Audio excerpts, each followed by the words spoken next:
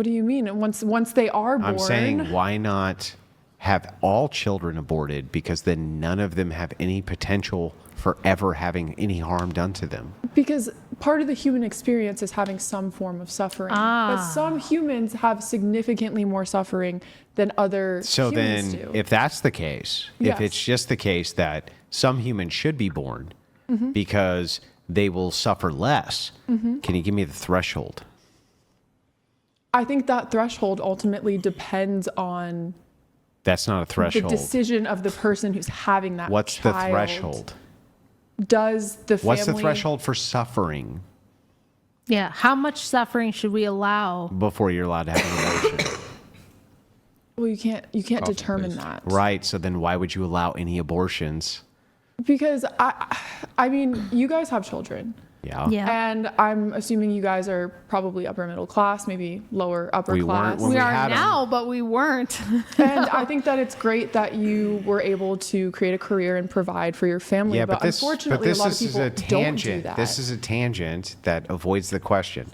So here's your line of logic.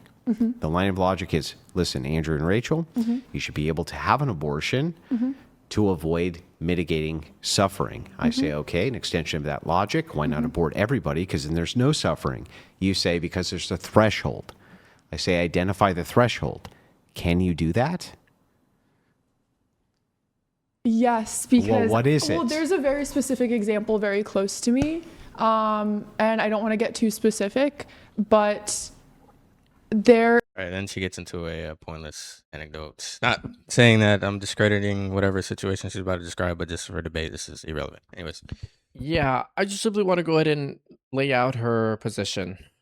Abortion, it is morally fine if this human being, if it were to be born into this world, will endure lots of suffering, and in order to mitigate his or her suffering, it is best to go ahead and kill it. That may sound crude, but that's essentially what it is. Then she gives tangible examples, such as look at the resources that it will have. I mean, y'all are parents and y'all are doing fine with your children, but imagine you could have said, but imagine poor parents, that child's going to go through a lot of suffering. So essentially it is if he or she will endure through a lot of suffering, it is best to go ahead and kill it. It is better for that human being not to have been born in the first place. Again, that sounds crude, but that's essentially what it is.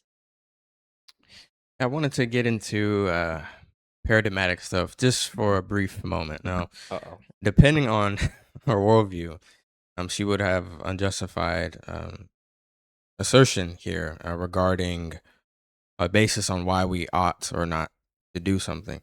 Now, she's saying that we ought to kill this child just because of the deficiency of resources due to the suffering that this child may inevitably endure. Well, from the atheistic worldview, there is no basis for why we ought or ought not do anything, right? Same thing for better. She said that it would be better for this child to be executed or exiled rather than it to live due to deficiency of resources. Again, there is no basis for that. Now, if she is a Christian, this isn't a position you should necessarily be defending. This would be completely contrary to what the Christian world says. But either worldview, I don't know what worldview she adheres to. This would be a very difficult or unjustified position to defend here. Yes. Now, what Ray just said, it may require videos upon videos and upon videos of explaining to do. But if you understand that, props to you. Essentially, he's just saying there's no foundation. Where is the justification that you're calling something better or worse, right? If for the atheistic position, there is none. Okay. Now, Ray, I don't mean to go ahead and No, write no, like no. hell, but that's just what it is. Okay. I want to go ahead and say this really quickly. Abortion is discriminatory.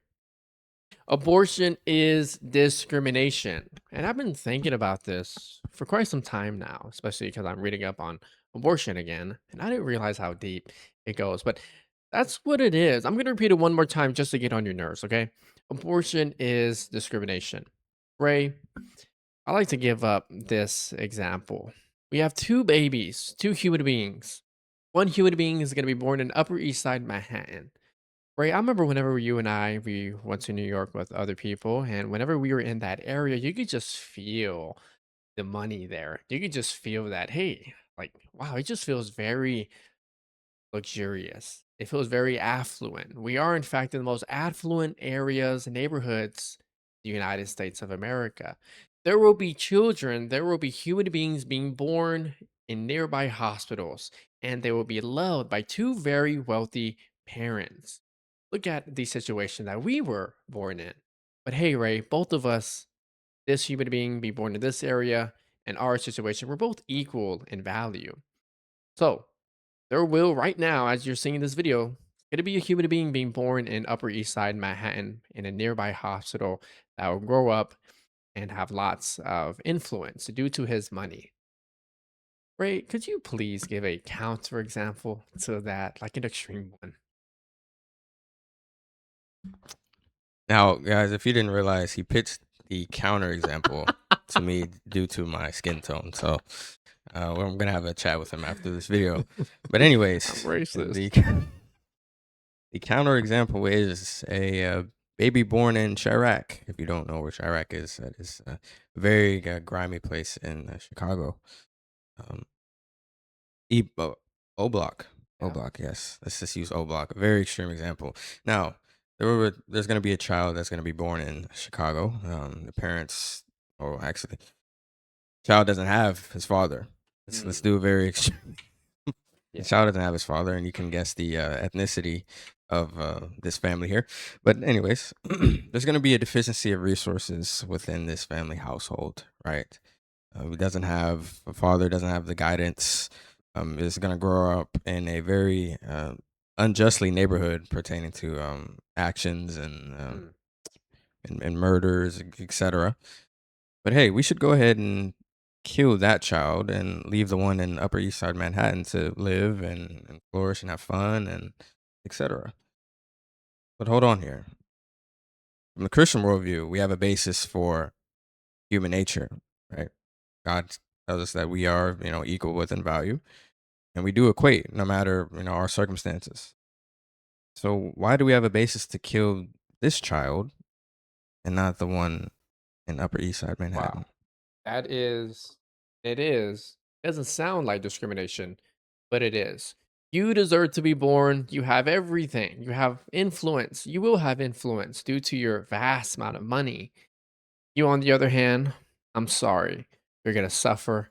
You're going to perhaps even kill people. Your friends and family is going to be killed. You're going to go through so much heartbreak. You're going to write songs, beautiful songs. You got hip hop. You may even make it out.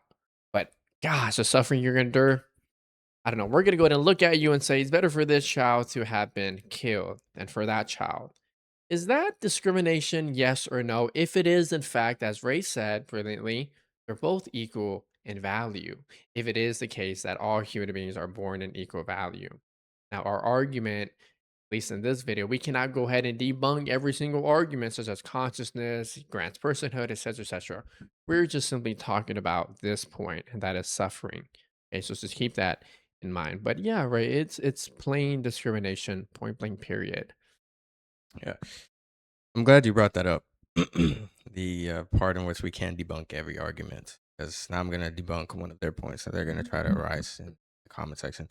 Value, right? That's a presupposition that everybody would essentially have, but if you do not have a basis for what is valuable or what's not, then it's essentially arbitrary. Again, I said that the Christian worldview can give a basis for what is valuable or not due to what God has instilled within us, due to what God has commanded and stated. From the unbelieving libertarian, classical, whatever position you are in, contrary to Christianity, there is no basis for what is valuable or not. So you can't even state that, oh, well, that's not what makes a child valuable. There is no basis for you to say what's valuable at all. Right. So I just wanted to say that because I know this is going to be someone that's going to jump onto, well, he's assuming what's valuable. Well, slow down, bud. Slow down. Yeah, we can't debunk every single angle that y'all guys will try to get at us. We just simply talking about suffering. Again, I just really feel this in my spirit now that I'm actually thinking about abortion. Both of them are human beings, but I am going to be the one to decide if you get to live or die because of the resources that you will have, because of the suffering that you will endure. Because you're going to go to endure all of this, and because my resources are of lack, you are going to be killed. The human being being born in Upper East Side Manhattan, potentially and more likely by white parents, you go ahead and decide to not kill your baby. Please don't. He's worthy to be born. The child, the human being being born in Chirac in the country in Louisiana, that's going to perhaps have extremely low education, be born in a brought up in a crime-ridden neighborhood. Let's take a closer look at you and say, hey, I don't know. It's best for you to be dead, even though both of y'all have equal value due to y'all's nature of being a human being. Yeah, that sounds like discrimination. Point blank, period. And Ray, we're still doing it to this day. We had a full grown human beings that were of darker melanin. No, they're really not like us. This human being that's smaller in size, that doesn't have certain development attributes to itself, and two, that's going to be born into a crime ridden neighborhood, let's kill you. Same thing, different ways. Actually, what essentially she's saying here is any family that has a deficiency of resources, it would be justified in murdering your child. I mean, what's really the difference? Why she said, well, the child's not born yet. Again, maybe there could be a small caveat there, but still, it's the deficiency of resources that is what's hinging on it, right? Why not just execute that child as well? Why not just spread it amongst all the individuals who will inevitably go through suffering, or children that will inevitably be or have a deficiency within resources as they grow up within life? Why not? Why not do it? I'm just gonna go ahead and end it here. Jesus Christ loves you. If you enjoy more of this, please stay tuned. We're gonna start debating soon, and I do mean that. We will. Just keep a lookout for it. Ray's next. I'm next, and our brother Bishop is next.